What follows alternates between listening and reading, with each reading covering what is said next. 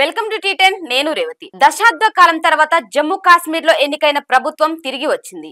Assembly ఎన్నికల్లో national conference Congress black 48 సీట్లు గెలుచుకుంది. 90 సీట్లున్న ఈ అసెంబ్లీలో మెజారిటీ సంఖ్య 46ను దాటేసింది. దీంతో ఓమర్ అబ్దుల్లా ముఖ్యమంత్రి అవుతారని నేషనల్ కాన్ఫరెన్స్ అధినేత ఫరూక్ అబ్దుల్లా స్పష్టం చేశారు.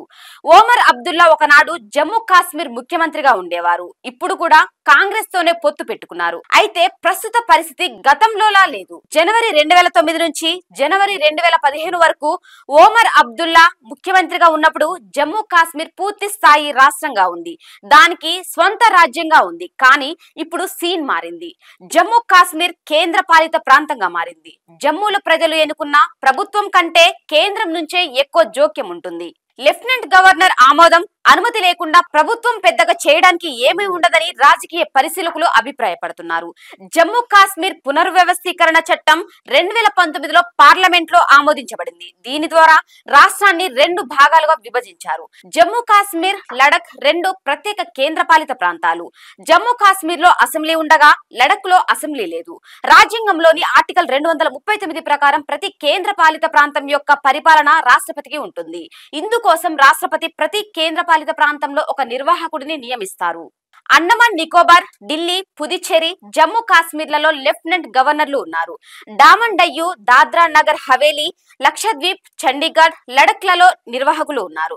పుదుచ్చేరిలో వర్తించే రాజ్యాంగంలోని ఆర్టికల్ 239A జమ్మూ కాశ్మీర్ కు వర్తిస్తుంది. అసెంబ్లీని కలిగి ఉన్న ఏకైక కేంద్రపాలిత ప్రాంతం ఢిల్లీ. ఇక్కడ 239A వర్తిస్తుంది. ఢిల్లీలోని police, land, law and order మినహాయించి మాత్రమే పాలన సాగించే చట్టాలు చేసే హక్కు ఢిల్లీ ప్రభుత్వానికి ఉంది. 1947 జమ్మూ కాశ్మీర్ భారత్లలో చేరినప్పుడు రక్షణ, విదేశీ వ్యవహారాలు, కమ్యూనికేషన్లు మినహా అన్ని విషయాలలో చట్టాలు చేసే హక్కు దానికి ఉంది. ఆర్టికల్ 370 రద్దుకు ముందు జమ్మూ కాశ్మీర్ అసెంబ్లీకి అనేక అధికారాలు ఉండగా పార్లమెంట్ అధికారాలు అక్కడి విషయాలకే పరిమితం చేయబడ్డాయి. అయితే 2019 తర్వాత జమ్మూ కాశ్మీర్ యొక్క రాజ్యాంగ నిర్మాణం పూర్తిగా మారిపోయింది. ఇప్పుడు లెఫ్టినెంట్ గవర్నర్ ప్రభుత్వం కంటే పెద్ద పాత్రను కలిగి ఉన్నారు. ఇప్పుడు జమ్మూ కాశ్మీర్ లో లెఫ్టినెంట్ గవర్నర్ కు అన్ని అధికారాలు ఉన్నాయి.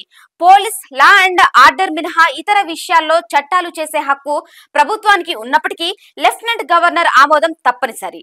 ఇది మాత్రమే కాదు, లెఫ్టినెంట్ గవర్నర్ కు అధికార యంత్రాంగం, యాంటీ కరప్షన్ బ్యూరోపై కూడా నియంత్రణ ఉంటుంది.